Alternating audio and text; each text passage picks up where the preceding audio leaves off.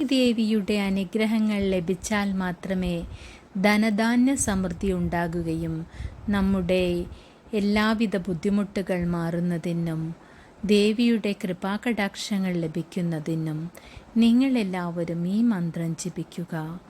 ലക്ഷ്മി ദേവിയുടെ അനുഗ്രഹങ്ങൾ ലഭിക്കാനായി നിങ്ങളെല്ലാവരും ഇതേ രീതിയിൽ പുലർച്ചെ കുളിച്ചതിന് ശേഷം ഈ മന്ത്രങ്ങൾ ജപിക്കുക. ഓം ശ്രീ നമ. ഓം മഹാലക്ഷ്മ്യൈ നമ. ഓം ജഗത്പ്രസൂവേ നമ. ഓം ജഗദംബികേ നമ. ഓം വിഷ്ണുപ്രിയായ നമ. ഓം ഹംസമോഹിന്യായ നമ.